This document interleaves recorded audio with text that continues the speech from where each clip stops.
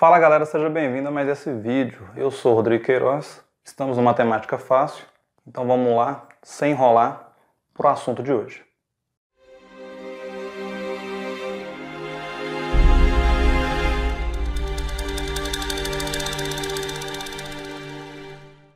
Fala pessoal, sou o professor Rodrigo Queiroz e continuando nossos estudos sobre congruência de triângulos, hoje nós vamos estudar os casos de congruência de triângulos. Vem comigo. Vamos recordar aqui rapidamente, antes de entrar nos casos de congruência de triângulos, uma diferença que é normal a gente encontrar nas literaturas ou em outras fontes de estudo que a gente procura por aí, que é a diferença entre semelhança de triângulos e congruência de triângulos. Para vermos a diferença, vamos olhar aqui a formação de um triângulo. Então, eu vou formar com os pontos A, B e C. Eu vou formar o meu triângulo. Esse triângulo que a gente tem em amarelo. E eu vou aumentar ou diminuir esse triângulo através de uma proporção dos lados. Então, nota que esse triângulo em azul que a gente formou, eu vou fazer uma animação dele aumentando e diminuindo.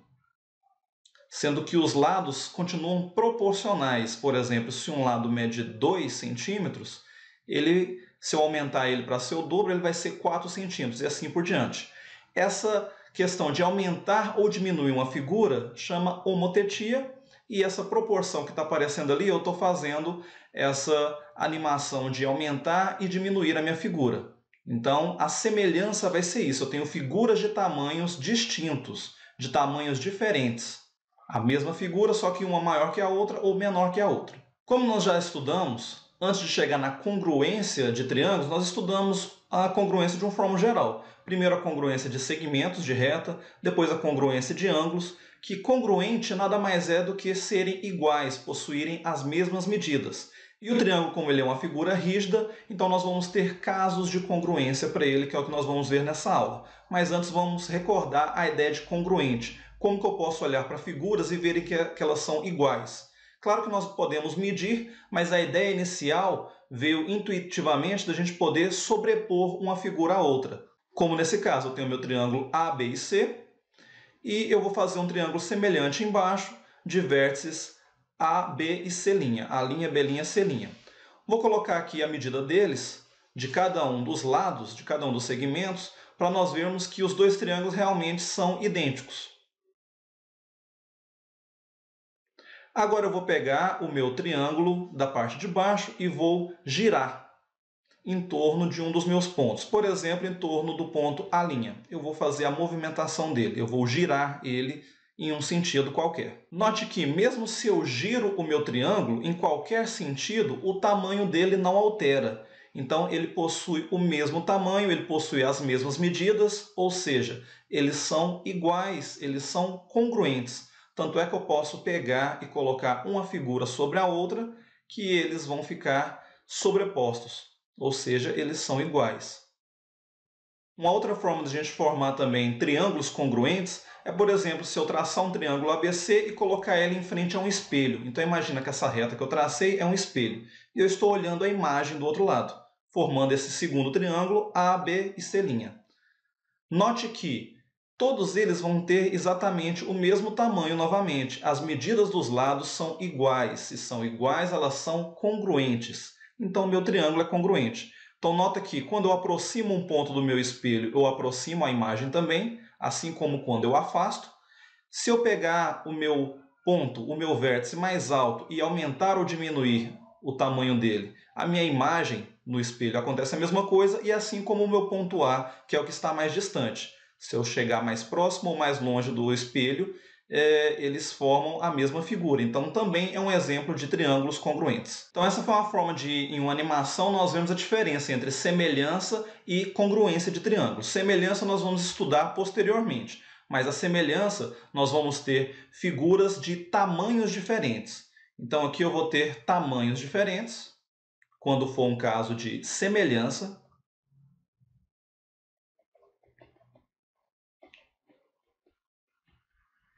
E quando eu estiver tratando de congruência, congruente quer dizer mesmo tamanho. Então aqui eu vou ter figuras, que no nosso caso da aula de hoje é triângulos, então eu vou ter triângulos de tamanhos iguais. Então eu vou ter aqui tamanhos iguais. Só para nós acostumarmos com a notação, como nós comentamos no início da aula passada sobre congruência de triângulo, a notação para congruência, a gente tem dois tipos de notação que pode aparecer nas literaturas. Eu posso, por exemplo, falar, eu tenho um triângulo, que eu vou chamar ele aqui A, B e C, eu vou chamar ele de triângulo 1. E eu vou ter um segundo triângulo, lógico que eu desenhei a mão livre, mas vamos supor que eles são iguais, eles têm as mesmas medidas, um triângulo 2, com vértices A2, B2 e C2. Ok? Para eu falar que esses dois triângulos, T1 e T2, são congruentes, a gente tem dois tipos de notações. Eu posso usar tanto a notação com 3 barras paralelas. Então aqui eu estou dizendo em notação matemática que o triângulo 1 é congruente ao triângulo 2. Ou eu posso escrever da seguinte forma. Eu posso colocar aqui o triângulo 1, aí eu coloco o sinal de igual com um tio em cima. Essa notação também é usada para congruência. A gente encontra algumas literaturas que usam esse tipo de notação. Então, o triângulo 1 ele é congruente ao triângulo 2. Então, qualquer uma das duas formas que aparecer, ele está representando congruência, certo? Nas nossas aulas, nós vamos usar mais essa primeira notação. Ela é a mais abordada no dia a dia e na maioria dos materiais. Então, como vimos na outra tela, para dois triângulos serem congruentes, resumidamente, eles têm que ser iguais, ou seja, eles têm que ser idênticos. Então, tem que ter todos os lados e todos os ângulos iguais. Como nesses dois triângulos aqui. Eu tenho o triângulo ABC, que a gente pode nomear ele da seguinte forma também, um triângulo A, B e C. E eu tenho o meu triângulo DEF. Triângulo DEF. Então, eu posso nomeá-lo dessa forma. Então, aqui eu já coloquei de cores iguais para a gente poder denotar aqueles que têm o mesmo tamanho. Então, eu estou afirmando que esses dois triângulos eles são congruentes, ou seja, se eu conseguisse sobrepor um ao outro, eles ficariam iguais. Então, eu tenho todos os lados iguais e todos os ângulos também. Ou seja, o meu lado AC ele é congruente ao lado DF, por isso questão da cor azul. Eu nem coloquei valor para deixar de uma forma genérica, então a gente pode anotar isso, que o lado AC ele é congruente ao DF. E assim todos os demais. O meu lado AB ele vai ser congruente ao DE, e o meu lado BC ele é congruente, ou seja, ele tem a mesma medida, o mesmo tamanho do meu lado EF. Assim como os meus ângulos também. O meu ângulo alfa, representado pelo lado A, ele vai ser congruente ao do vértice D. O meu ângulo, que eu vou chamar de beta, ele é congruente ao ângulo que está aqui no vértice E. E o meu ângulo que está no vértice C, vou chamar de gama, ele é congruente ao meu ângulo que está no vértice F. Então vamos recordar qual é a ideia de lados homólogos, que nada é mais do que eles terem o mesmo valor, a mesma medida, o mesmo tamanho. Por exemplo, o meu lado AC e o lado DF, eles são homólogos, eles são congruentes, logo eles são homólogos, eles têm o mesmo tamanho. Então o lado AC e o meu lado DF, eles são homólogos. E assim como os meus outros lados. Aqui de roxo, o meu lado AB com o lado DE, eles também vão ser homólogos entre si, e o DE. E por fim, esse meu terceiro lado de cada um dos triângulos, eles são homólogos entre si também. Ou seja, o meu lado BC, ele é homólogo ao meu lado EF. Ou seja, eles teriam a mesma medida. Outra nomenclatura matemática que a gente viu é em relação aos vértices correspondentes. Então, o meu vértice A, que tem o meu ângulo A aqui, ou alfa, igual eu chamei na outra figura, ele é correspondente ao meu vértice D de dado. Então, os vértices A e D são correspondentes, assim como os demais. Então, eu tenho que vértices correspondentes, eles estão em frente, eles estão opostos a lados homólogos, ou ao contrário, eu posso pensar também que um lado homólogo ele está de frente, ele está oposto a um vértice correspondente. Só para a gente recordar toda essa nomenclatura. Propriedades que nós vimos também na nossa primeira aula sobre triângulos congruentes. Eu tenho a seguinte ideia de simetria, olhando esses dois triângulos, ou seja, não importa que eu fale que o meu triângulo ABC ele é congruente ao triângulo DEF, ou ao contrário, eu falo que o triângulo DEF ele é congruente ao triângulo ABC. Porque não importa qual dos triângulos eu pegue e coloque em cima do outro, eu faça a sobreposição, eles vão ficar iguais, vão ficar idênticos, então são triângulos congruentes. Então não importa a ordem que a gente olha esses fatores aí. A segunda propriedade que a gente viu em relação à transitividade. Se eu tenho aqui, para não ficar escrevendo triângulo ABC, DF e GHI, eu vou chamar eles de triângulo 1, 2 e 3, só para facilitar a nossa notação. Então, se eu falo que o triângulo 1 ele é congruente ao triângulo 2, triângulo 2 ele é congruente ao triângulo 3, eu posso pegar a ideia de transitividade, ou seja, eu posso repassar a ideia que eles são transitivos entre si, todos são iguais, são congruentes. Então, eu posso muito bem falar que o triângulo 1 ele é congruente ao triângulo 3, direto. Eu não preciso falar que o triângulo 1 é congruente ao triângulo 2, o triângulo 2 é congruente ao triângulo 3. Eu já posso fazer a transitividade. De forma direta, o triângulo 1 ele vai ser congruente ao triângulo 3. Nota que, para um triângulo ser congruente, com essa revisão que a gente fez aqui, igual, vamos pegar só o triângulo 1 e 2. Vamos olhar para eles. Para o triângulo 1 e 2 eles serem congruentes, eu preciso de muitas informações. Eu preciso que todos os lados sejam homólogos, ou seja, eu preciso que o lado AB seja congruente ao meu lado DE. Eu preciso que o lado BC seja congruente ao lado EF. E, por fim, que o lado AC seja congruente ao lado DF. Então, essa é a relação que a gente tem em relação aos lados, ou seja, em relação aos lados homólogos. Só que eu preciso também em relação aos vértices correspondentes, que me dá a relação entre os ângulos. Vamos chamar lá novamente, né, de ângulo A, B e C, usando a notação de ângulo que a gente já conhece. E aqui os meus ângulos D e F. Então, eu preciso também existir essa correspondência, essa igualdade entre os ângulos. Eu preciso que o ângulo A seja congruente, seja igual ao D. Eu preciso que o B seja congruente ao E.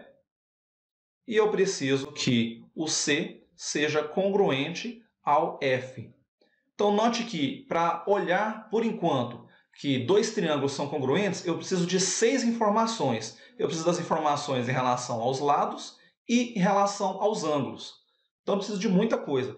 Para facilitar esse estudo, eu vou precisar, de agora em diante, a partir dos casos de congruência que a gente vai ver, ao invés de 6 informações, vou precisar de só 3. Vamos lá para os casos de congruência olhar isso daqui. Então, nos casos de congruência, a gente tem um primeiro caso chamado de LLL, que é a abreviação de lado, lado, lado, que é o quê?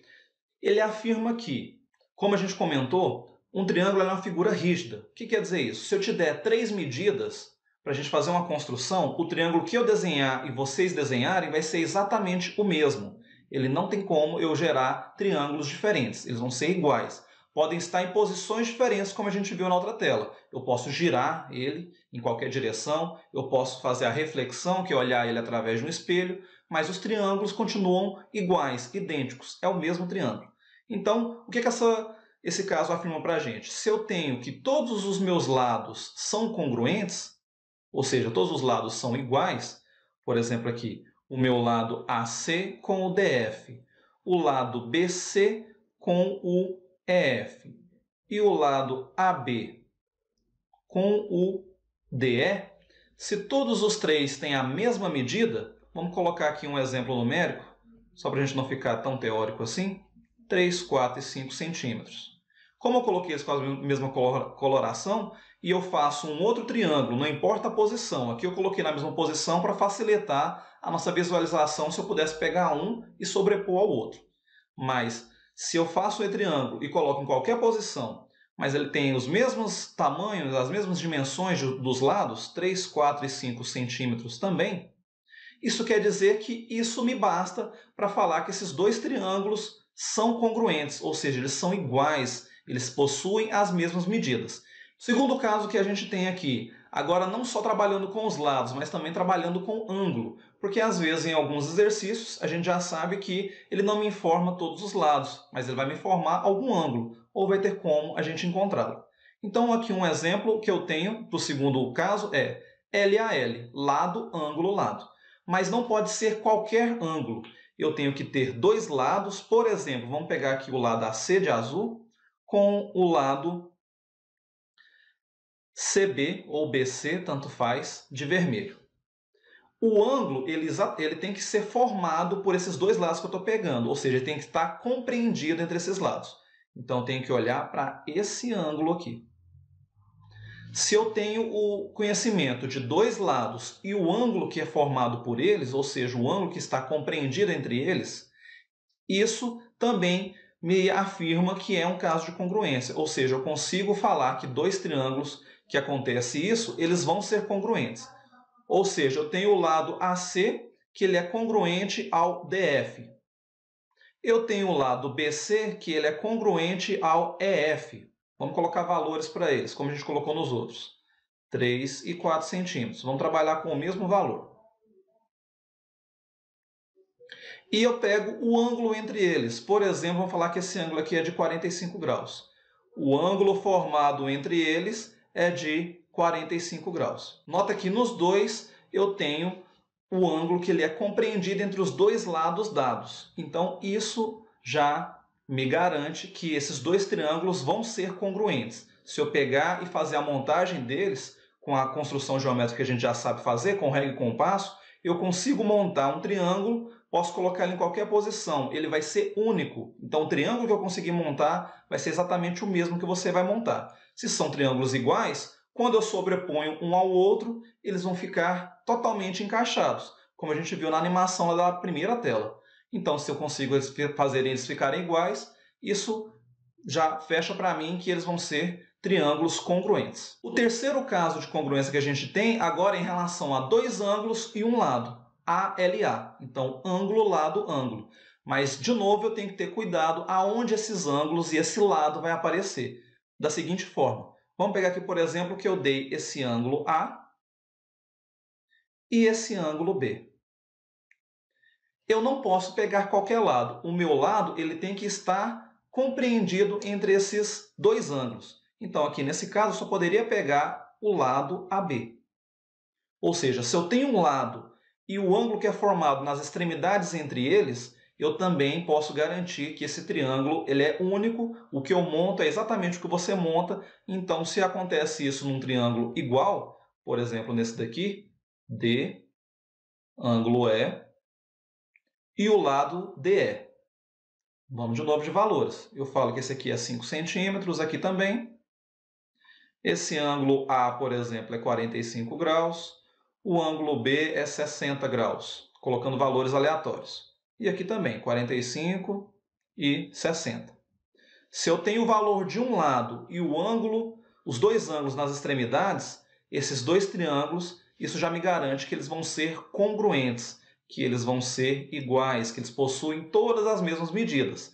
Todos os lados vão ser iguais, todos os ângulos também vão ser iguais, certo? Então essa foi a nossa aula de hoje, pessoal. Só reforçando que tem livros ou professores que tratam outros casos de congruência, sendo que não são necessários, porque esses três eles provam e resolvem exercícios que demonstram os outros dois. Então não há necessidade de um quarto ou quinto caso que tem livro que traz isso, certo? Aguardo vocês na próxima aula.